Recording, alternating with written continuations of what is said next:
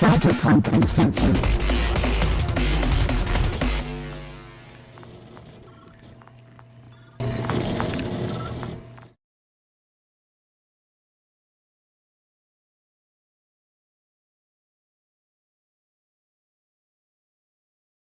Uncensored and our little logo. Alright, we're live. Hello everybody, it's the Forlorn Dopes to bring you some tales. You got Cybersmily here, and my co-host. I am Wisdom. How's it going, guys? So hopefully this episode will finish up our kind of overview of Cyberpunk 2077.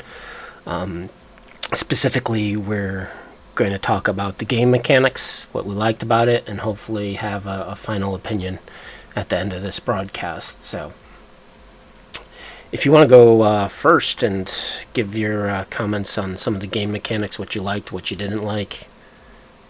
All right, the last several videos, I've gone at length talking about how much I love the visuals of this game and how the fluff gets everything right. Tonight we're going to talk about the stuff that it gets wrong, because most of the mechanical decisions that they made, I do not agree with. They took a role-playing property that was completely unique in that it didn't have, there were no levels, there were no hit points. It was a very lethal system, and I think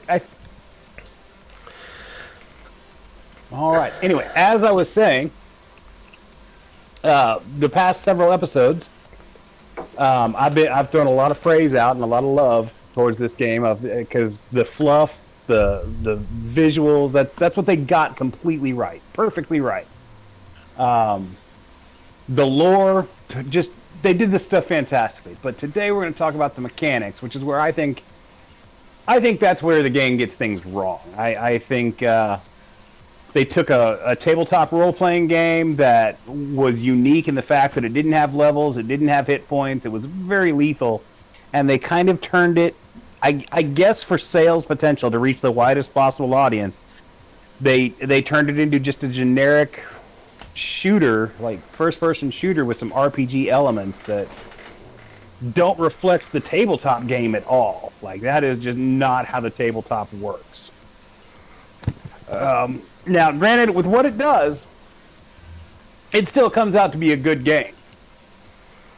Yep. But yeah, it mechanically it's generic.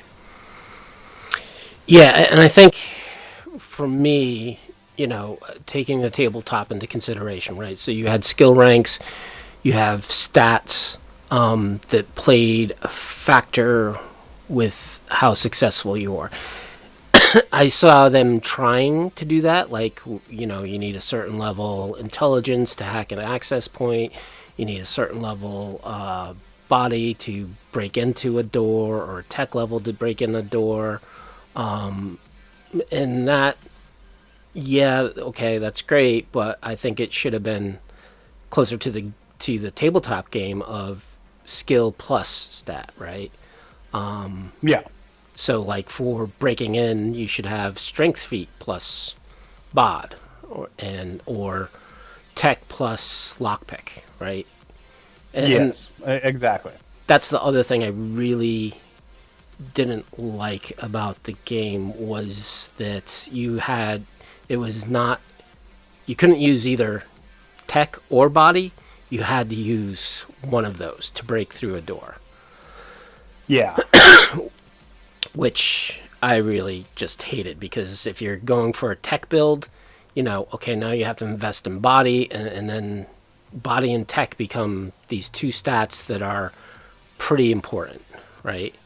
Yeah, I mean, we touched on that briefly in the first episode. We're like, if you don't have the maxed out in a stat, there are doors you can never get into. And if you're playing with any kind of strategy, you're not going to have a maxed out of multiple stats. It's just not going to happen. Well, and it's not only strategy, it's also role-playing, right? Hey, I don't want to be a techie guy. I don't want to be a beefy, meathead. and that I think. Yeah, I want to was be a diverse miss. and be able to experience as much as possible. It, The idea that good. if you're going to have a level-based game, the idea that you can't max out your stuff. I mean, if they're already going that goofy with it, just let us max out everything. Let us experience everything there is to offer. Yeah, and that whole So, level system and improving your stats was kind of a bit annoying because you had to choose which stats you wanted to improve. yeah.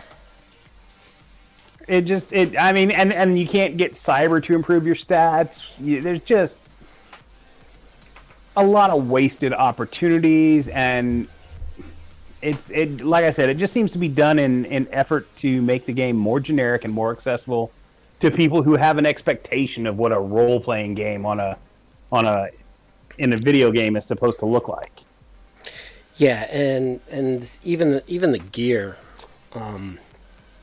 with level gates on some of the gear was a bit annoying, and also the quality system. I don't know which game originally came out with it, but being a World of Warcraft guy, oh boy, I see grays, I see greens, I see purples, and oranges. And honestly, it started to feel like Borderlands after a while. Yeah, and again, I don't know who came up with that color code system of qualities, but to me, when I saw that, I was like, oh, I got out of World of Warcraft. I really don't want to see it in other games, The game that decided that it was going to go first-person perspective and lock to that only because it wanted to boost immersion, then does like the most video gamey mechanics I've ever seen. Yeah. It just like, yeah. So, I mean, and again, because it's a first-person shooter, it's not so much, and there might be a little bit of a factor of your aim's not as accurate, but for me, having a low reflex, I was still getting headshots, right, just by mouse aiming. Yeah, I mean, I was playing with controller, and I get plenty of headshots. Yeah, and that's with a low reflex and not any real skill into handgun, which to me definitely is a difference between the tabletop and I mean, how game. It should have worked, especially with combat, is if you don't have the weapons should have had their own skill that you put points into, and the more points you put into them, the less of a spread you have, the tighter your grouping. Yep. And that's really what it should have done. Maybe a increased range. But just the way they did it just doesn't really reflect anything, to be honest. It's just kind of video gamey. Yeah. And again, to your point, they were definitely trying to get the biggest audience with this game. And pull them in, and and again, I'm not too big of a computer gamer, right? So I have kind of a brand loyalty, so if I find a computer game, I'll play it to death. Hell, I still play freaking Doom and the old versions of Doom and Quake once in a while, once every couple of months, just to have that nostalgia. But I think they tried to. Choir, brother. Yeah, I think they definitely tried to make it as much similar to those games. However, I don't think CDPR for a first-person shooter and for all the mechanics they tried to cram into this game, I don't think they had the developer knowledge to really produce what their real vision was. Yeah. Because I definitely see this as a learning experience for a lot of those developers. Yeah, in addition to trying to make it as approachable as possible to the mass market, they also tried to move themselves away from The Witcher, which I don't get that, because The Witcher was third person. It had more concise mechanics. The Witcher's only real failing was the repetitiveness of the missions. You just get lost in what's story and what's fetch quest. Yep. But it was a gorgeous game. Like CDPR can make a gorgeous game. Like their games are works of art. They are things to behold. Um, it's just with Cyberpunk, and I've never read any of the Witcher novels, but I mean, I feel like they got the world. I feel like the monsters in the game definitely all had their own unique flavor. Just like in Cyberpunk, everything had all the gangs had their own unique flavor. The cyber psychos you ran across, they all had their own like unique little backstories. Everything was visually beautiful and perfect. It's just where the mechanics where it doesn't represent the game. And for me, like the driving, eventually I got the hook of being able to drive motorcycles well, but like certain cars, like the Caliburn, I cannot drive that thing without spinning out. Even adjusting. I don't think you're supposed to be able to drive the Caliburn. That's such a goofy looking car anyway. Like all the other cars, like I drive around. Yeah, but it's kind of like, I mean, it's super long and skinny, so you're not ever going to be able to turn that thing. Sure. I feel like that's one of those, like, they were making a statement with the Caliburn, like, this is the fastest car in the game, but to drive it, you can't make any turns. It's like the Batmobile. Exactly. But the rest of the cars, I don't know. I play a lot of GTA. Yeah. A lot of Need for Speed. I play a lot of driving games, and the driving isn't that horrible. When the game first came out, before they started patching, it was worse, but it was still manageable. Like I still enjoyed driving around. It just didn't have the car. The only real problem is that the cars were too light. You hit a bump and you go like flying up in the air, and there's no sense of weight to any of the cars. Yeah. And even with the motorcycles, I mean, there was amazing ways that I could get incredible amounts of air just hitting a person or hitting a small little rock out in the Badlands. Oh, yeah. And then just going flying up. So, yeah. And there was certain and even with the adjustments that they made to try to improve it, I noticed that, certain quest cars, like, that you have to drive because you have to. It didn't seem like it applied any of the driving control changes I did. Now, here's the thing. I've never played a driving game on the computer. It's never been something I've experienced. All my driving video gaming has been on console. So maybe on PC, because I hear a lot of people complaining like about the driving being almost completely broken. Yeah. So like there might be a big difference in how that's handled. I don't know what mouse driving would be like, to be honest. Like I can't. Well, no, it's not mouse driving. It was keyboard driving. They don't. Yeah, I can't picture that either. That does not sound feasible to me. Yeah. Well, I was able to get it done. Or, like I said, I mastered how to make a sharp turn with a motorcycle, screeching on the brakes, making a turn at the same time, and spinning out a little, but not too much compared to, like, cars. And Graphite Dragon says he driving killed him on this game.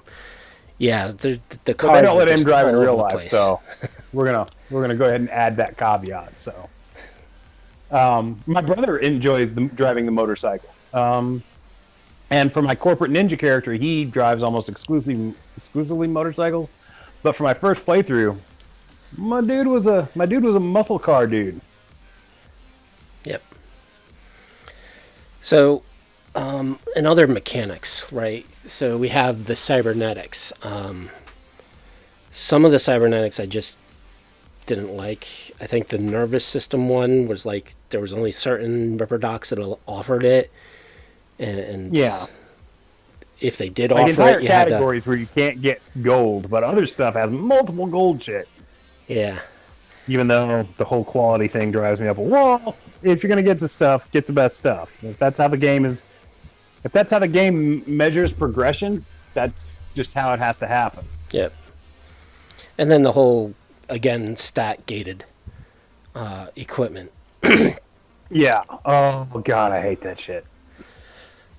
I mean, I can see it for some things, but not everything. You know, like how it just feels so video gamey. Like it totally takes me out of the experience. Yeah.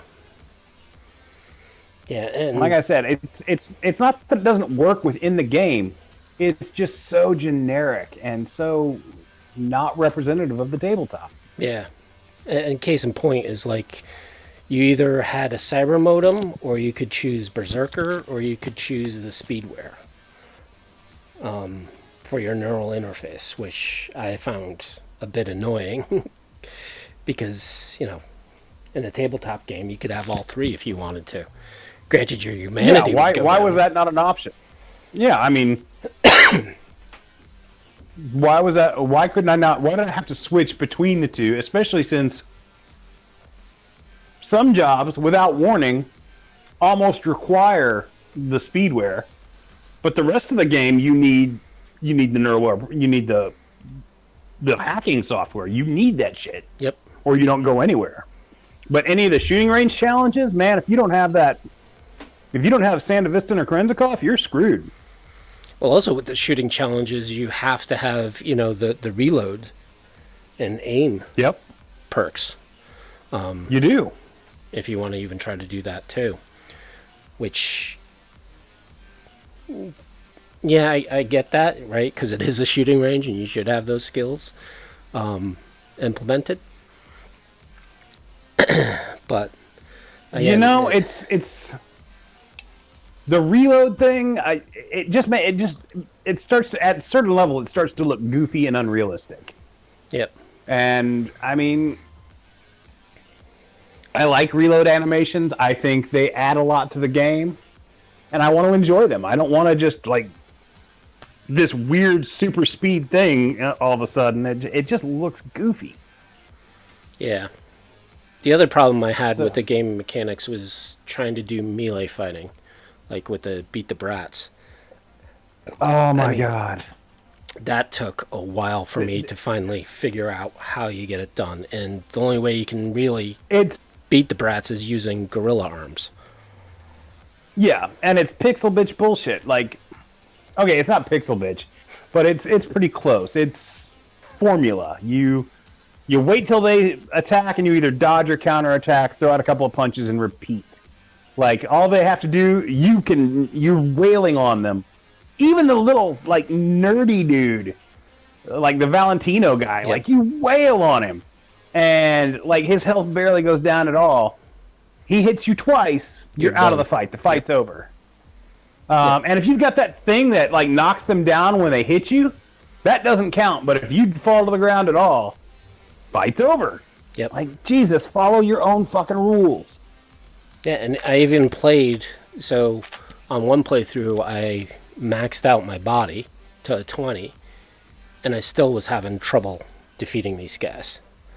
And doing small amounts of damage. So my body 10 guy performed the same as my body 20, which shouldn't be the case on a bare knuckle fight. Yeah.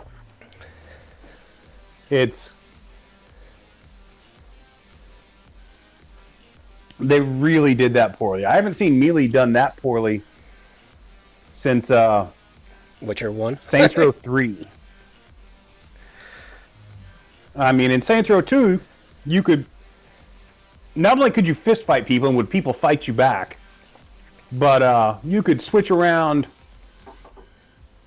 your fighting styles. You could do some capoeira, you could do some Muay Thai, just some straight boxing or karate. And then in Saints Row 3, they added all these like little quick time events instead of fighting. And then nobody fights you. Nobody fist fights you in the entire game. You cannot initiate a fight with civilians or enemies. They just, you do one thing to them and they're done. Yep. one of the bosses is a professional wrestler played by Hulk Hogan, and you don't fight. Like, you don't actually wrestle. It's just quick time events. It's hit A, hit X, hit triangle, hit square, hit circle, triangle, circle, triangle, circle, square. Yep. And this kind of felt like that. Like, it's not that bad, obviously, but it's that generic. And infuriating. Like, it wasn't fun. Right. And I think some of the game mechanics were cool, right? Especially some of the gun mechanics, like the smart guns, how they kind of focus. It was interesting to see, but it got kind of, okay, I don't have to see the guy to kill him. And the same with the tech guns, right? Where you could just blow through walls and take out people. I like the ability to blow through walls. I didn't like like submachine guns having smart bullets that like curve around corners and stuff. Like, I get that it was introduced in 2020 with a single gun that basically fired mini rockets, but I don't know. With currently on my playthrough, I was wow, that is that was the bug in which if you weren't, that would like remove your clothes and not picture them. So could be worse. Could be the bug that like had your junk sticking through your pants all the time. Yeah, that was the fun bugs. I mean, I'm complaining a lot about the mechanics. But I mean, keep in mind that this is coming from a 2020 perspective, a Cyberpunk 2020 perspective, and it's coming from somebody who otherwise loves the game. Like, if we don't get sequels to this, if we don't get DLC for this, I'm going to be forever angry. Yep. Because I love this game. Yeah. I just think mechanically they could have done a much better job at trying to emulate the source material.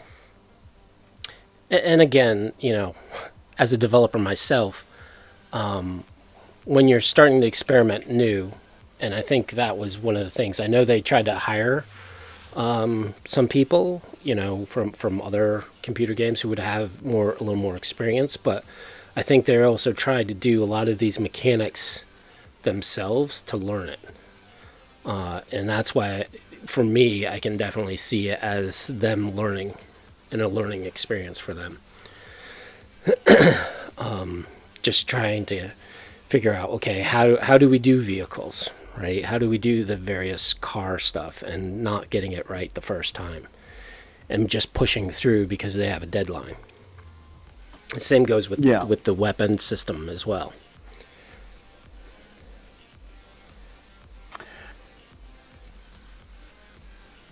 Yeah, I mean, and there was stuff mechanically that I did like. I did think it was innovative. I liked the vehicles having their own trunks that you can store stuff in. That was innovative to me. Like, I'd been looking for that feature in games for quite a long time. In fact, I'd suggested it to, like, in open, like, ask me anything type things for other games like Saints Row and GTA, and it's nice to see somebody finally implement it. It's a small thing, but I enjoyed it. Yeah, capricious nature. I kind of agree with that. That you basically went for the gun that did the most damage, no matter what it was. For me, it was revolvers. Some revolvers were just totally kick-ass. Although my favorite gun will always be the what's it called? The Bao Xing Chung, the 8-shot shotgun you get from Atom Smasher's Lockbox. That's a neat one. I just love that shotgun. Yeah, I mean, with my Nomad, it made sense that that the revolver was his primary weapon. So I'm glad it worked out for him that way. But for my other characters that I'm running through, like, they don't use revolvers at all. Well, except for that one really weird, like, it kind of almost looks like a Saburo but for some reason it's a revolver. Mhm. I don't remember what it's called off the top of my head.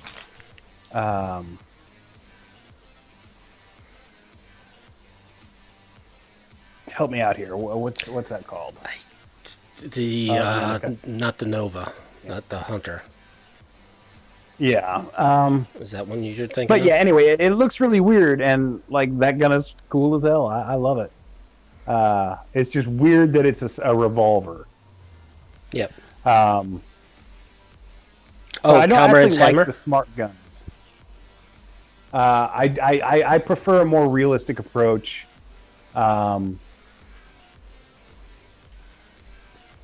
So putting weird,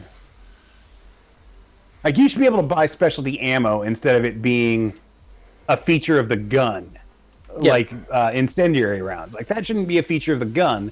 That should be a feature of the ammo that you buy. Yep. Or even pull from the tabletop, right, and have the weapon modifiers, right? Of, hey, I extend exactly. the magazine. I, burl holes in the barrel to, suppress it. Getting more accuracy from it. Doing electrothermal, right, to give it a bigger kick. Yeah. So yeah, I think they could have done that instead of, okay, it's a quality rating, right? And just having those enhancements, and they kind of did with the mods, right? Where you increase the crit damage, you applied certain modifiers to it, but they might have wanted to. So they could have. Their thinking might have been let's use mods to do the effects that ammo would do, and then simplify the ammo, right? So all you need is this ammo, and it just automatically converts it for you. And yeah, I agree. Capricious nature. The idea that a handgun does more damage than an anti-material rifle is fairly laughable. It's again, it pulls you out of the game, and it's not representative of the tabletop experience. And you're going to hear me say that a lot. That's my main beef here is that initially, like, I mean, what was the point of basing it off of the tabletop game if you're going to stray so far from the material? And I think with the armor system was kind of I mean, besides the clothing, right, and just going for certain pieces of clothes, but just how they did armor, I know before some of the patching, I was able to get to like, I don't know, 550, 6,000 armor rating. And yes, it would reduce the damage a lot, but afterwards it seems like, I don't know, the playing on hard now seems a lot harder. I don't know these numbers that just like 5,000 points of armor. Like that's not representative of the role playing game in the slightest. Like that doesn't even look the same.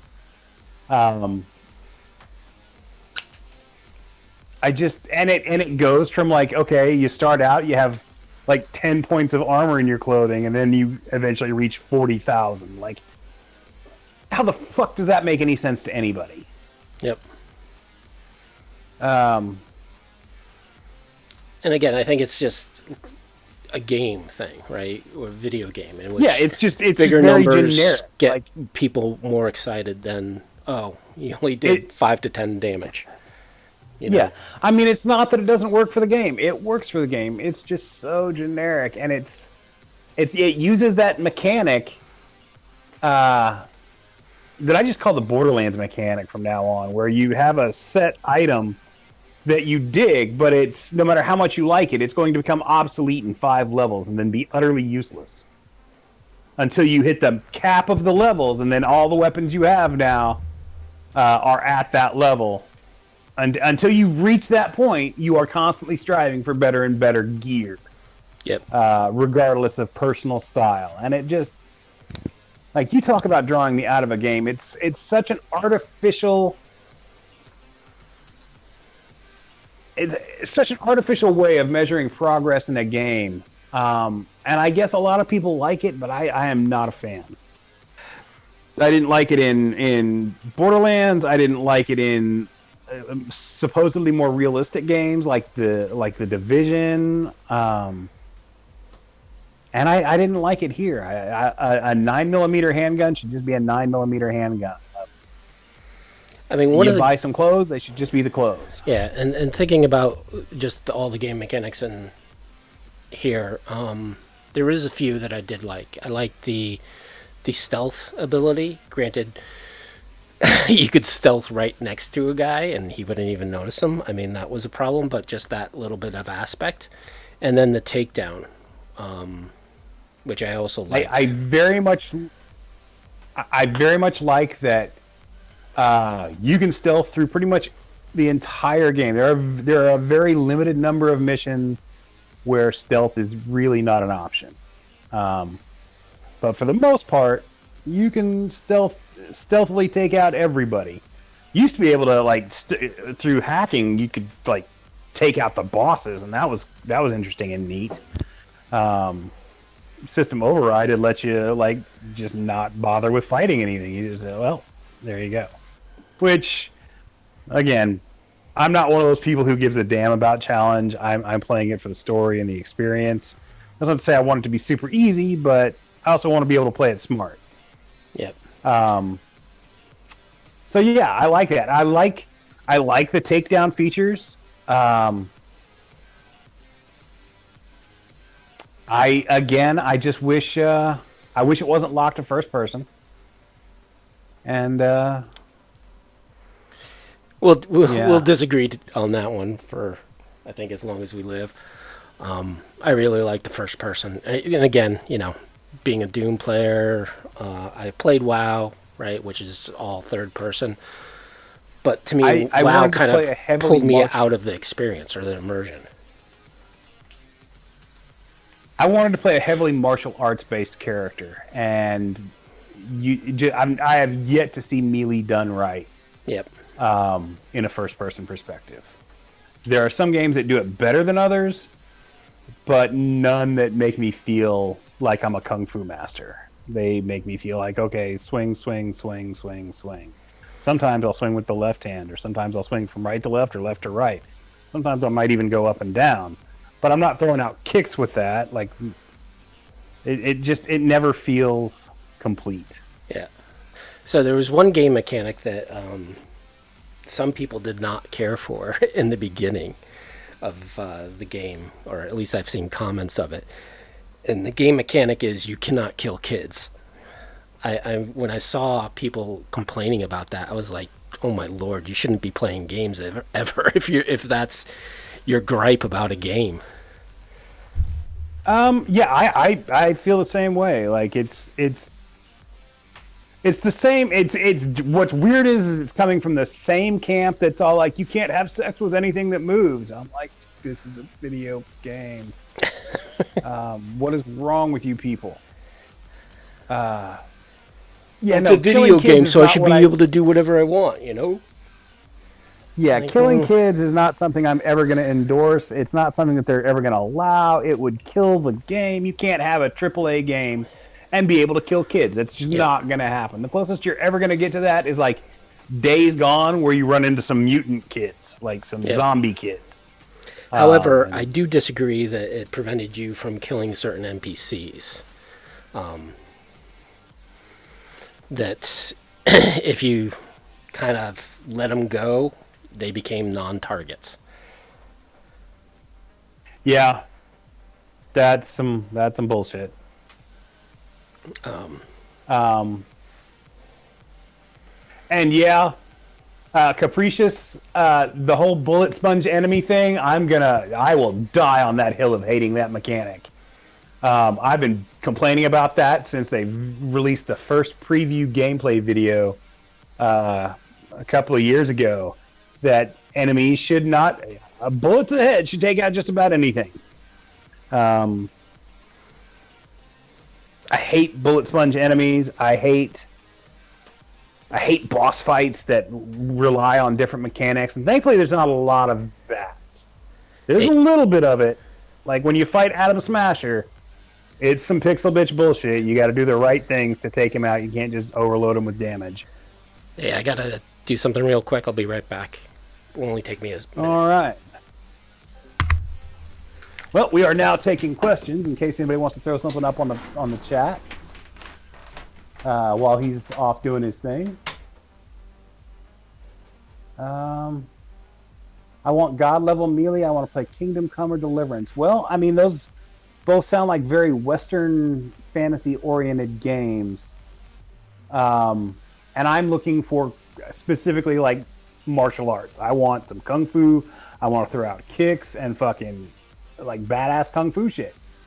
And I've never seen a first person game do that correctly. I've seen them do weapon melee correctly, like swords and stuff like that, but I've never seen punchy, kicky. I've never seen that done right in first person.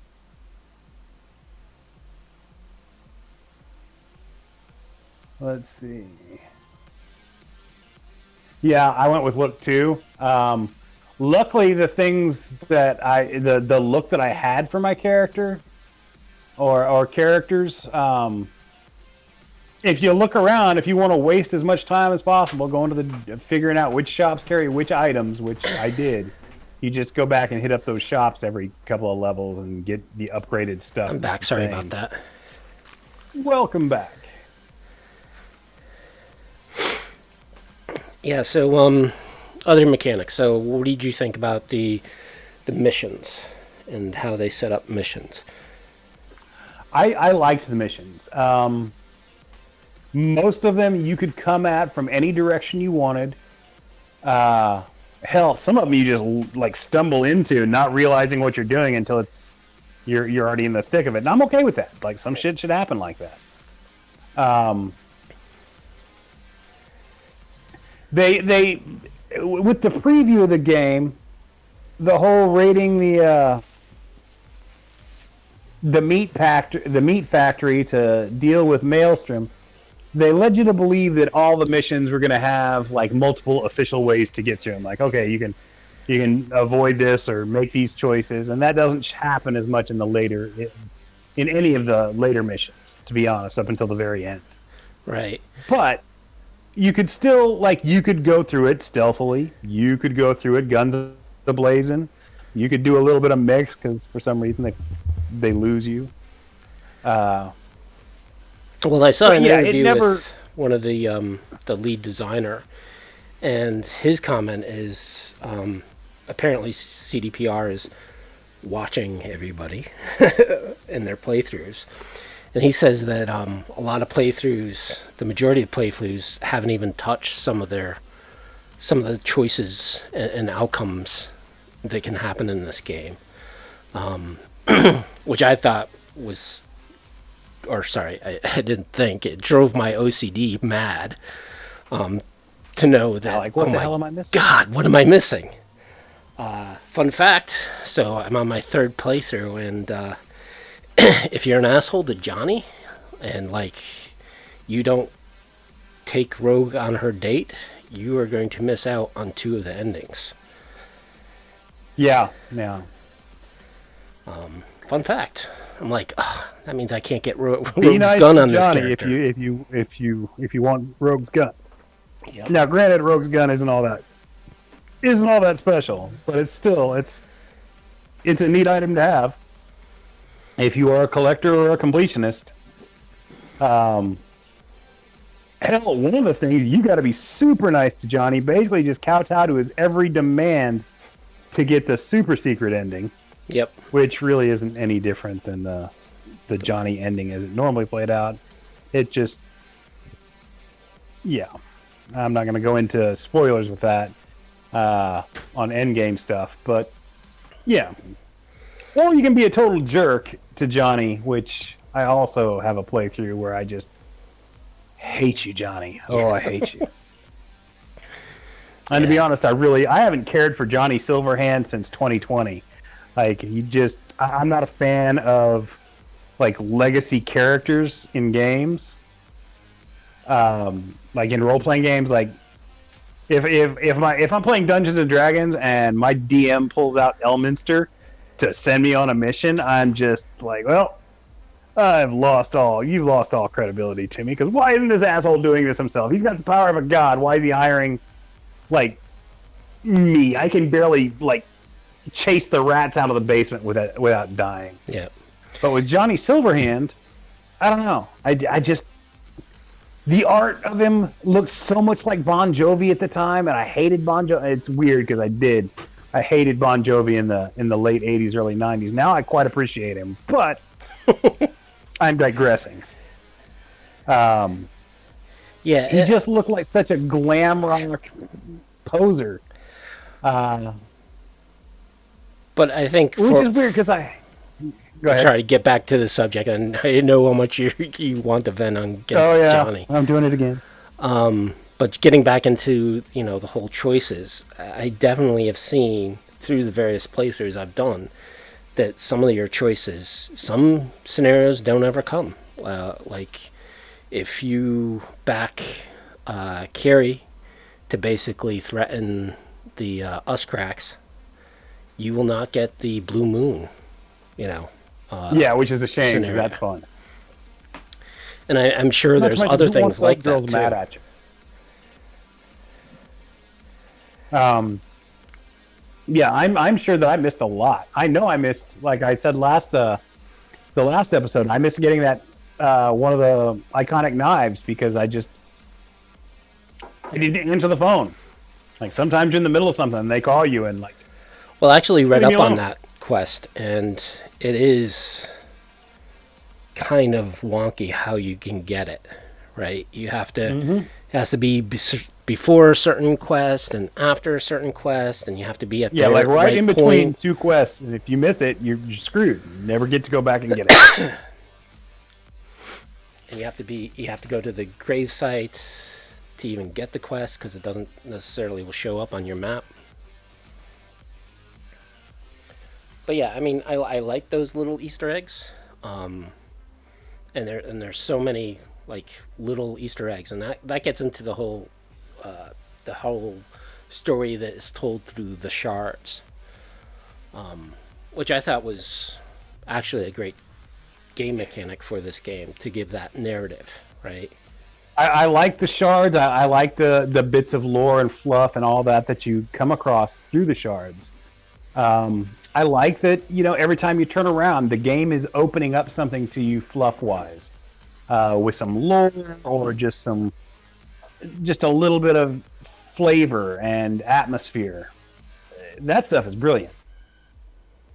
But mechanic-wise, I don't know. I mean, there's nothing there just really wasn't all that many mechanics that were innovative. I liked the brain dance stuff. Yeah. That is one, and I wish they had a better way of doing it, right? Because it seemed like in order to get the clues, they showed you exactly where to go to get that clue. I wish they had more like generic brain dances that you could just watch for entertainment purposes. Yes.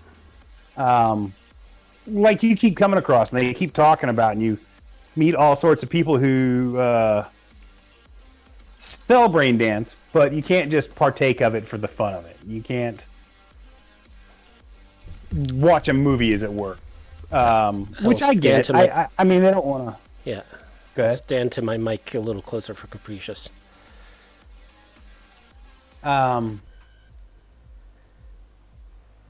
So yeah, I forgot where I was going with that completely. Well, we got about 10 minutes before you need to take off.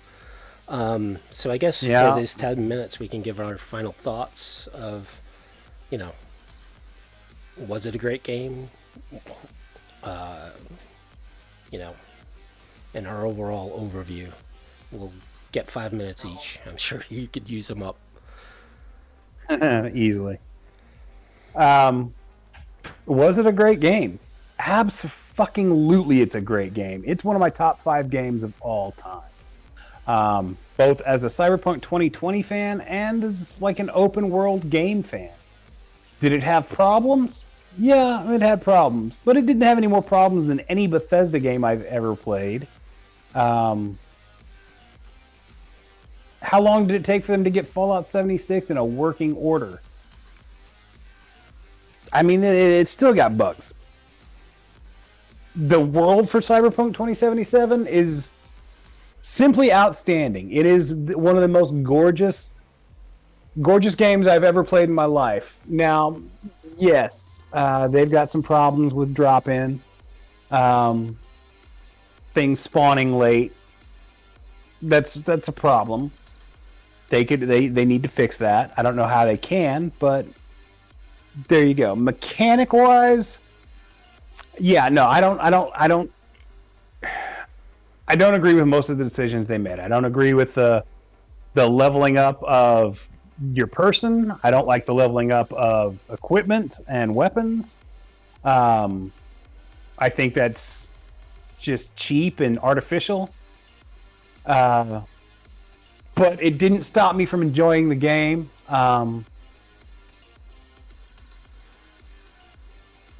Let's see. I love how excited I was to play this game. I never reached that point where I was disappointed in the game itself. There were aspects of it, like we talked about with the boxing matches. Those were disappointing in kind of video gaming in the way that they were implemented. But I like that they were there. I like that.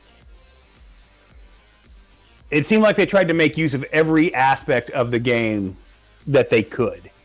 As far as, we have the ability to fist fight, so there should be some dedication to that.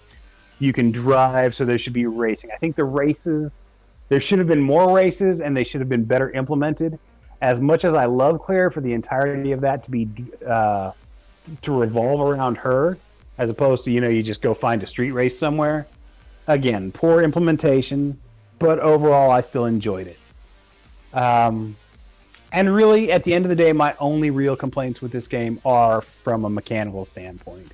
And they're mostly from a standpoint of a CP2020 fan, Cyberpunk 2020 fan, wanting this game to more accurately reflect that. But yeah, the game is the tits. I love the game.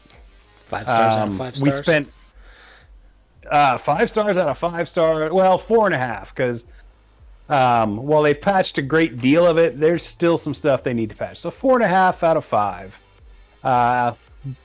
It's pretty rare that you'll get a 5-star game out of me.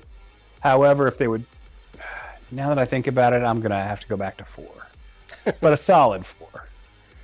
Just because, like I said, mechanically it's disappointing, but visually it is so overwhelmingly good that I can forgive most anything. Yep. All right. So my opinion. So first, as CDPR's first attempt into a sci-fi game, I think from a first iteration, it was amazing. To me, and again, this is a game that I'm sure, Wisdom, you've been waiting just as long as me, 30 years, to see this game to come to fruition. And it got me back into Cyberpunk in a way when the first trailer came back. So I appreciate that, just like you, Graphite Dragon. As for a game, I've never experienced in a game, from story-wise, the emotions that it brought. Especially the ending. The whole concept of who you are, what does death mean, the choice of killing yourself or killing this other person to live. To me, believe it or not, I was in tears at the end of this game, playing it. Yeah, I believe that completely. The story writing is just superb. The visuals, and again, I know third person you prefer as immersion. For me, having in first person really made it more immersive for me because it felt like this is my point of view. I thought that choice was excellent and really got me into the game. And again, outside of game mechanics, bugs, all that, I'm looking at this as CDAPR's first attempt, so it's their first iteration, and I don't care who you are, any game company that does a first iteration, they're going to have major bugs with it. Yes, they're a gaming company and created Witcher. You can tell by the art of this game that yes, CDPR definitely knows what they're doing when it comes to visuals. They've had several Witcher games to nail those down. But from a game mechanic, I think there's a lot of things that team was learning, right? From implementing a net running component to implementing gun combat to implementing driving mechanics to